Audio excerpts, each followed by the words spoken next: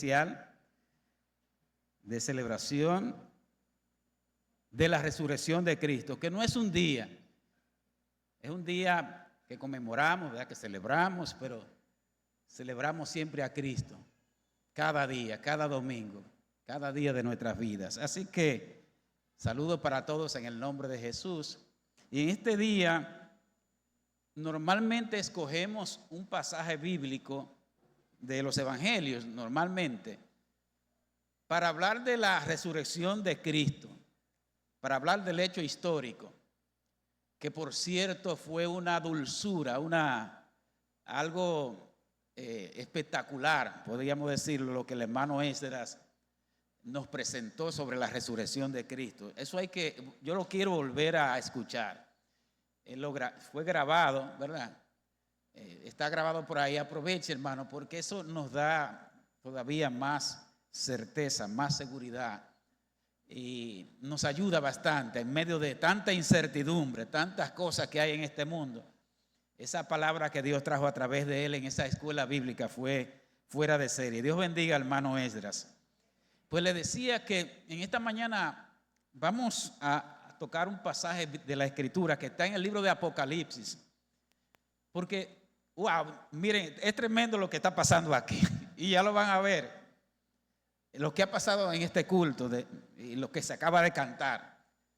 Porque normalmente, repito, nosotros hablamos del hecho, del hecho histórico de la resurrección, pero queremos hablar del Cristo resucitado y glorificado en toda su majestad, en todo su poder, en toda su gloria.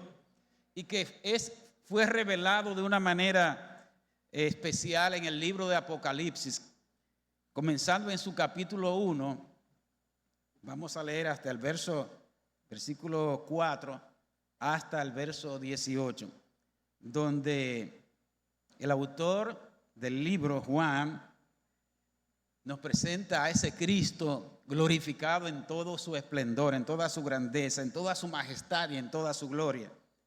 Dice la palabra del Señor: Juan, a las 7 iglesias que están en Asia, gracia y paz a vosotros del que es, el que era y el que ha de venir, y de los 7 espíritus que están delante de su trono, y de Jesucristo, el testigo fiel, el primogénito de los muertos.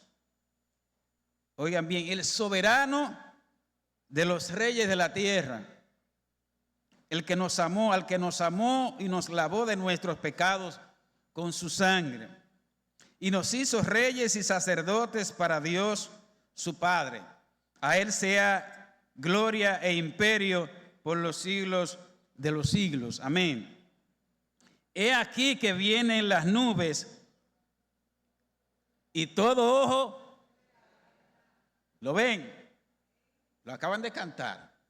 He aquí que vienen con las nubes y todo ojo le verá, y los que le traspasaron y todos los linajes de la tierra harán lamentación por él. Sí, amén.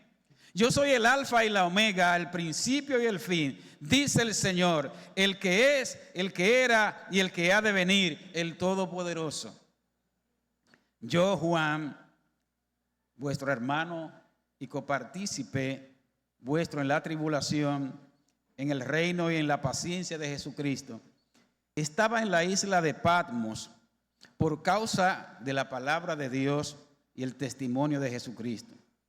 Yo estaba en el Espíritu en el día del Señor y oí detrás de mí una gran voz como de trompeta que decía, vayan tomando nota, otra vez aquí, yo soy el alfa y la omega, el primero y el último. Escribe en un libro lo que ves y envíalo a las 7 iglesias que están en Asia, a Éfeso, a Esmirna, Pérgamo, Tiatira, Sardis, Filadelfia y Laodicea.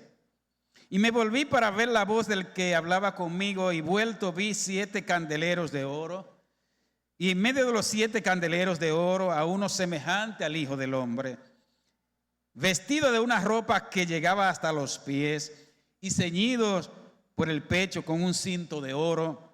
Su cabeza y sus cabellos eran blancos como una blanca lana, como nieve, sus ojos como llama de fuego, y sus pies semejante al bronce bruñido, refulgente como en un horno, y su voz como estruendo de muchas aguas. Tenía en su diestra 7 estrellas, de su boca salía una espada aguda de 2 filos, y su rostro era como el sol cuando resplandece en su fuerza. ¡Wow! Cuando le vi, caí como muerto a sus pies. Esto es tremendo, hermanos. Cuando estamos delante de la presencia del Señor es algo grande. Cuando le vi, caí como muerto a sus pies, y él puso su diestra, su mano derecha sobre mí, diciéndome: no temas. Otra vez, yo soy el primero y el último, el que vivo y estuve muerto, mas he aquí que vivo por los siglos de los siglos. Amén. Y termina esta parte diciendo: y tengo las llaves. Wow. Y tengo las llaves de la muerte y del Hades. Oremos. Gracias, Dios, por esta maravillosa palabra que desde ya nos hace, a mí me hace temblar, a mí me hace postrarme, Señor, como lo hizo Juan a tus pies al ver, quizá no como él en visión, pero solamente leer y sentir tu gloria, tu poder y tu majestad, oh Cristo vivo. Señor, nos hace sobrecogernos. Y no solamente sobrecogernos, sino que es imposible estar ante la presencia del Cristo glorificado sin alabarlo, sin adorarlo, sin glorificarlo. Y eso es lo que queremos seguir haciendo, oh Dios, a través de tu palabra. Así que, oh Dios, una vez más, úsame conforme a tu voluntad. Por Cristo Jesús. Amén. El Cristo resucitado y glorificado. El libro de Apocalipsis, creo que esto lo sabe mucha gente, fue escrito en una época de profunda persecución de la iglesia por parte del Imperio Romano. Una gran cantidad de cristianos fueron perseguidos, fueron encarcelados, torturados, asesinados por causa de la palabra del Señor, por parte del Imperio Romano, por parte de los emperadores romanos, por más de 3 siglos. Oigan bien, 3 siglos de persecución fuerte, tenaz. El mismo Juan, el autor de este libro de Apocalipsis, fue, usando una frase política de este tiempo, fue víctima del poder del imperio, porque este hombre de Dios, uno de los seguidores, los escritores están de acuerdo que fue el discípulo amado Juan quien escribió el libro de Apocalipsis, igual que las cartas y el evangelio de Juan. Este hombre fue desterrado, fue exiliado a una isla solitaria llamada Patmos. Él mismo lo dice, que fue por causa de la palabra y el testimonio de Jesucristo. Y estando entonces en esa isla llamada Patmos, es que le es revelado este extraordinario y maravilloso libro, trascendente libro, que si bien es cierto está lleno de símbolos, de imágenes, ¿verdad?, de eventos que a mucha gente le pueden aterrar, y de hecho mucha gente le tiene miedo al libro de Apocalipsis, hasta cristianos, quizás por ignorancia. Otras veces puede ser porque las cosas que entrañan y que quizás no tenemos la interpretación sobre eso, pero realmente el propósito de este libro no es infundir miedo, terror, sino que es un propósito todavía más hermoso y sublime para cada uno de nosotros, para la iglesia del Señor Jesucristo. Y ese propósito, amados hermanos, es que presentar a Cristo, manifestar que Dios tiene el poder, la autoridad y el control de todas las cosas, que Él va a conducir la historia hacia su propósito final, ya que Cristo ha triunfado y nosotros también triunfaremos con Él. Así que ni el imperio romano ni el emperador tienen la última palabra, sino Jesucristo. Y eso tenía que llegarle a esa iglesia perseguida, que sufrió víctima, como decíamos, de muchos de sus seguidores, inclusive de líderes que murieron por causa de la palabra del Señor. De manera que era traer consuelo y esperanza a esa iglesia perseguida. Y en esta mañana, más que, como dijimos al principio, ver todos estos detalles, todos estos símbolos e imágenes, no nos vamos a detener en eso, porque eso es quizá un poquito complicado. Y realmente nos vamos a enfocar sobre todas las cosas en ver la descripción que hace Juan del Cristo glorificado y todo lo que significó para ellos y lo que puede significar para nosotros en el día de hoy y lo que puede significar inclusive para aquellos que no conocen a Cristo, para aquellos que no han resucitado todavía con Cristo. Aquí hay una presentación extraordinaria del Cristo resucitado y glorificado, y comienza Juan a hablar y a decir que él es el testigo fiel. Por ahí comienza Juan, el testigo fiel. Se habla de falsos testigos, ¿no? Y bueno, en la crucifixión de Jesucristo participaron falsos testigos. Y ustedes saben en términos legales, eso es penalizado, ¿verdad?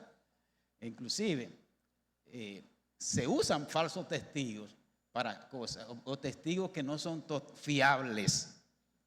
Pero en el sentido espiritual se presenta a Jesucristo como el testigo fiel, confiable porque Cristo fue fiel en todo su testimonio, tanto en sus palabras como en sus hechos, en su vida. Cumplió cabalmente su ministerio. Él mismo dijo: Padre, he acabado la obra que me diste que hiciese. Y en la cruz, ¿qué dijo Jesús allí? En esa sexta palabra: consumado es. He acabado la obra que me diste que hiciese. Jesucristo fue un testigo fiel en medio de todo lo que le decían, lo que le hacían. Él no decidió bajar de la cruz. Gloria a Dios. Él fue obediente hasta la muerte y muerte de cruz. Eso es lo que llaman ser un testigo fiel. Y esa declaración permitió a la iglesia primitiva también poder ser, como dice el mismo libro de Apocalipsis, sé fiel hasta la muerte y yo te daré la corona de la vida. El primogénito de entre los muertos, entre los muertos, no se trata de decir que Jesús fue el primero que murió, no tiene sentido ni siquiera. Cuando se usa esa palabra en la Biblia, primogénito de los muertos, se refiere más bien el primero en resucitar de entre los muertos para la eternidad, abriendo el camino, no solamente para aquellos que fueron resucitados, tanto en el Antiguo y el Nuevo Testamento, que se volvieron a morir, pero también con la esperanza de la resurrección eterna. Así que nuestro Señor Jesucristo es la primicia de la cosecha de la resurrección para la eternidad.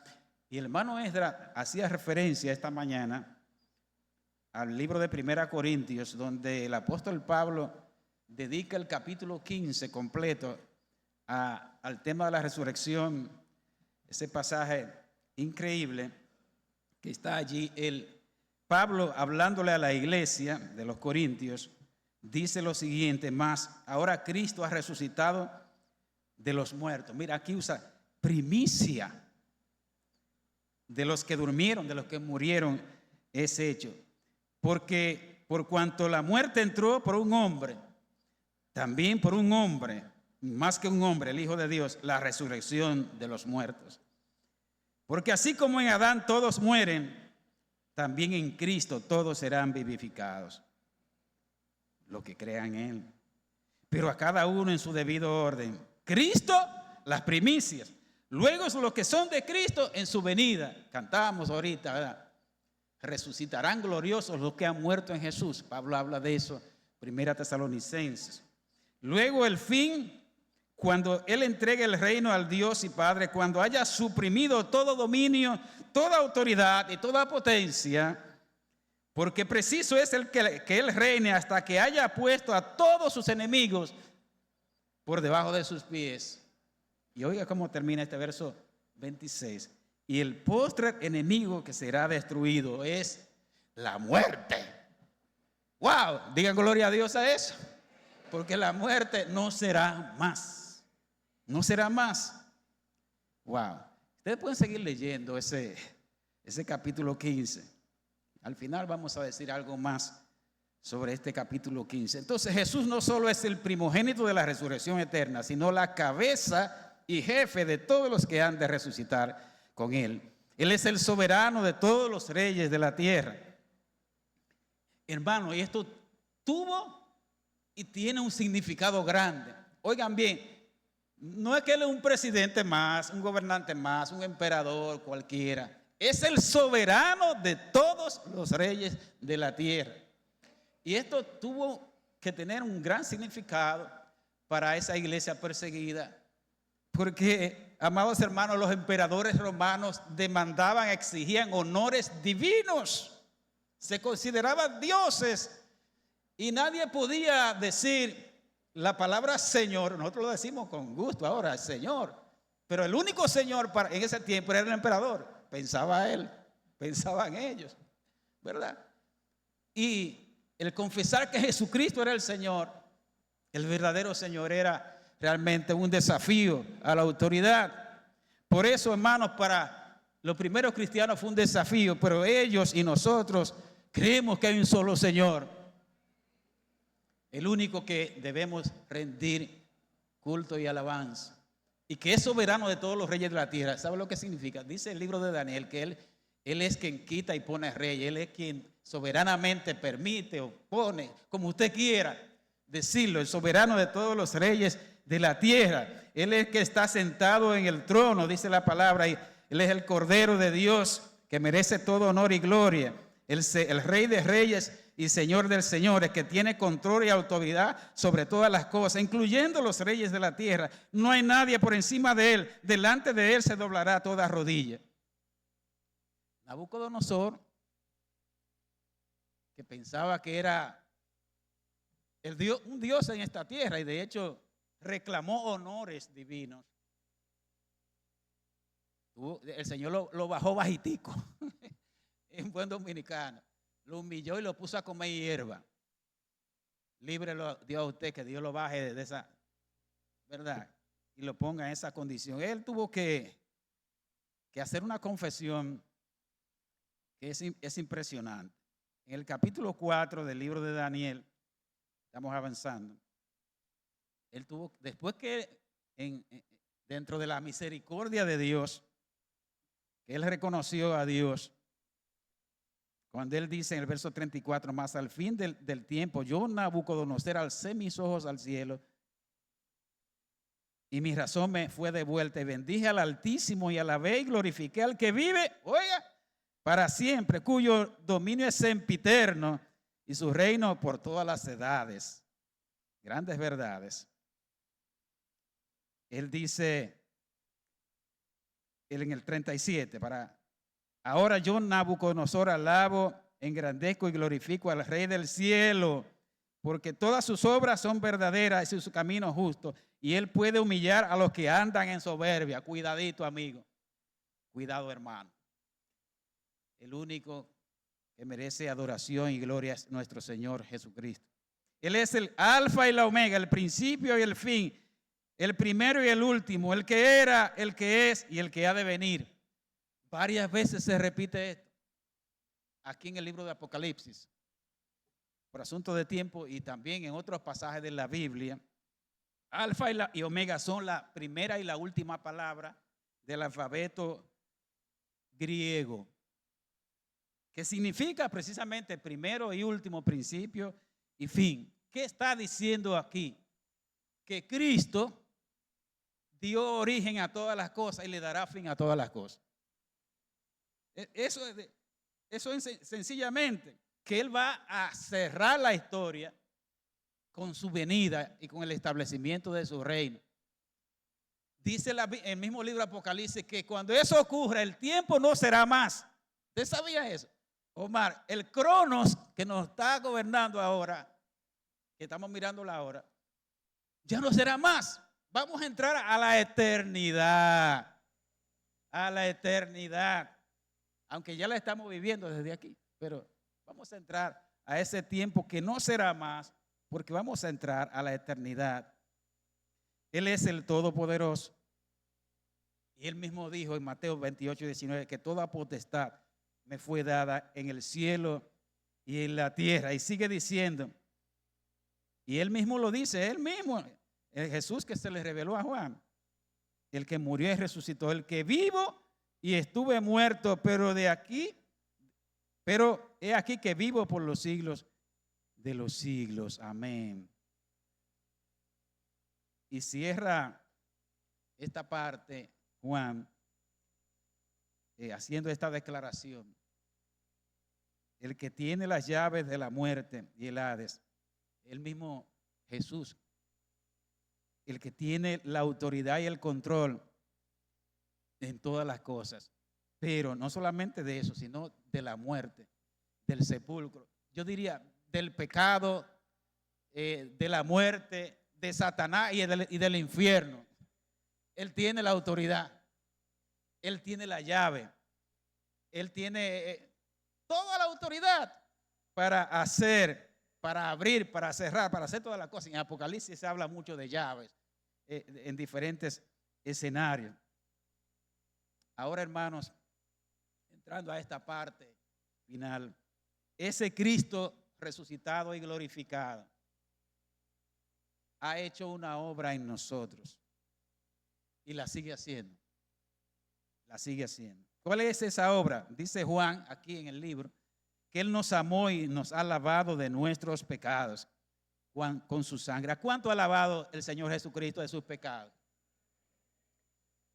Pero hay algo bueno también que le voy a decir. No solamente nos ha lavado, sino que nos sigue lavando. Cuando nosotros confesamos nuestros pecados, cuando le fallamos a Él, dice la Biblia que la sangre de Jesucristo, su Hijo, nos limpia de todo pecado. Nos amó y nos ha lavado con su sangre. Nos amó no porque lo hubiéramos merecido ni lo merecemos. Nos amó por pura gracia. Mas Dios muestra su amor para con nosotros en que siendo aún pecadores, Cristo murió por nosotros. Nos ha hecho, este sí nos gusta, reyes y sacerdotes para Dios. Nos ha hecho reyes y sacerdotes para Dios. Pero estos no son títulos para exhibirlo, para encumbrarnos.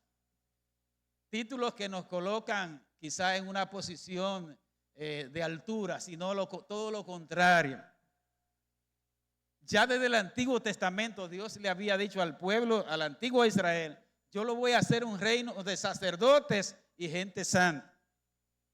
Y Primera de Pedro recoge esa idea de manera un poco más amplia cuando dice, más vosotros sois linaje escogido, real sacerdocio, nación santa, pueblo adquirido por Dios. Y lo repite también el libro de Apocalipsis, capítulo 5, verso 10.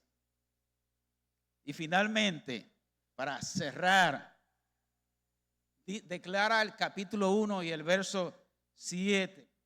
Es aquel Cristo resucitado y glorificado, es aquel que viene en las nubes y todo ojo le verá.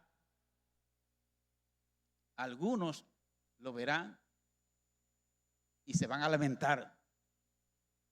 Tristemente, tenemos que decirlo así porque es así. Dice la Biblia que especialmente los que los traspasaron, que estuvieron allá de manera especial, pero el que no conoció a Cristo, el que no resucitó con Él, lo va a lamentar. Pero nosotros lo vamos a celebrar. Lo estamos esperando, lo vamos a esperar. Como el mismo Juan decía, oh Señor, ven Señor Jesús. Ven a buscar a tu iglesia. Ven por tu pueblo, oh Señor. Porque el que ha de venir, vendrá y no tardará. Yo quiero que estén de pie, amados hermanos.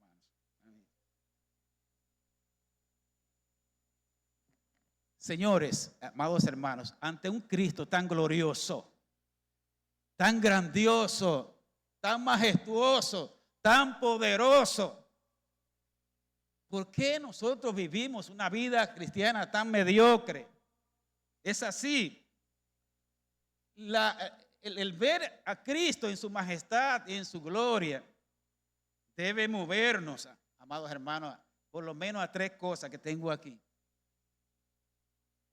A vivir una vida más plena y abundante. Cristo vino a darnos vida y vida en abundancia. Eso no significa que no va a haber problemas, dificultades, carencias. Pero hermanos, si Cristo vive en usted, verdaderamente su vida va a ser diferente.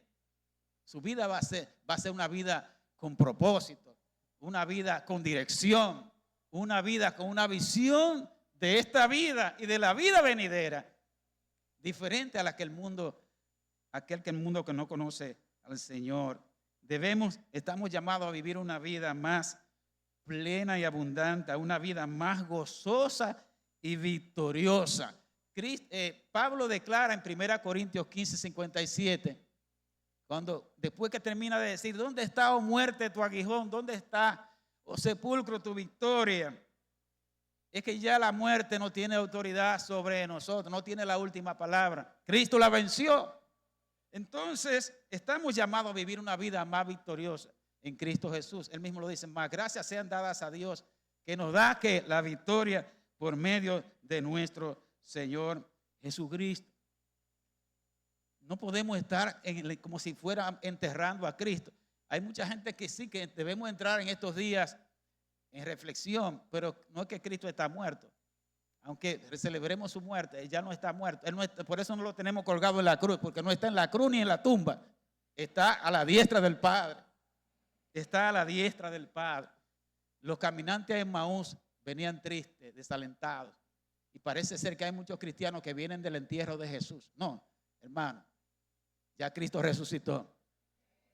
Vivamos en esperanza. Vivamos en fe. Vivamos no como los huesos secos de Israel que perdieron la esperanza, perdieron el horizonte, perdieron la perspectiva. Vamos a vivir una vida de gratitud a aquel que murió y resucitó por nosotros. Gracias, Dios. Gracias, nuestro Padre.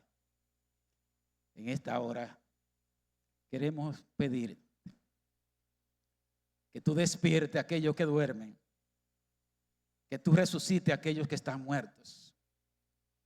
Ven, Espíritu Santo, y sopla sobre huesos secos para que vivan. Señor, renueva la esperanza de tu pueblo. Señor, trae nueva vida a nuestras vidas.